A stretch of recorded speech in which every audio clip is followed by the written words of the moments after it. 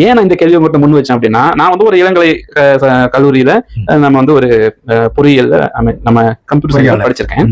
Computer science பண்ணி. ஆமா. இப்ப என்னன்னா நம்ம கிட்ட ஒரு ஆழ்ந்த ஒரு சிந்தனை உள்ள, அதாவது இன்னும் மேல் படிப்பு அப்படிங்கிற PhD அப்படிங்கிறப்போ எனக்கு ஒரு வியப்பா இருக்குன்னா, நானே கம்ப்யூட்டர் சயின்ஸ் படிச்சிருக்கேன்னு சொல்றேன், இவர் என்னடா ஆராய்ச்சி கல்வி முடிச்சு திரும்ப சீமான் பண்ண நினைக்கிறாருங்கிற மாதிரி இருந்தது. அதுதான் வந்து அந்த கேள்விக்கான காரணம் வந்து அது ஒண்ணுதான்.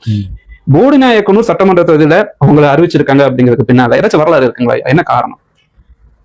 அதற்கான காரணத்தை வந்து நான் அறியவில்லை. ஏன்னா அண்ணன் செந்தமிழன் சீமான் வந்து ஒரு வேட்பாளரை தேர்வு செய்கிற பொழுது எப்படி தேர்வு செய்கிறார் என்பது நம்ம மிக முக்கியம். கட்சிக்காரர்களுக்கு ஓரளவுக்கு தெரியும் என்று நினைக்கிறேன். நான் அவரை பார்க்க சென்றது என்னுடைய இடப்பங்கீடு நூலுக்கான அணிந்துரை பெறுவதற்காக. அப்பொழுது கூட நான் அந்த தொகுதி ஏதோ ஒரு தொகுதி வேட்பாளராக நிற்க போறது கூட எனக்கு தெரியாது.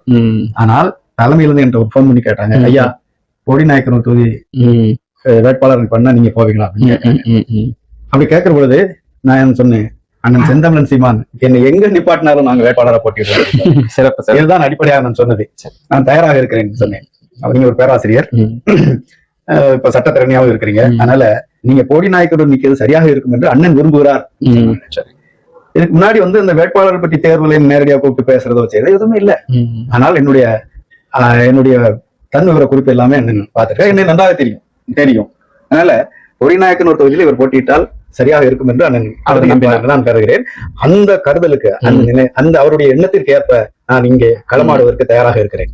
போடிநாயக்கனூர் தொகுதியில என்ன சொல்றாங்களோ அதை கேட்டு நாங்கள் செயல்படுவதற்கு தயாராக இருக்கிறேன்.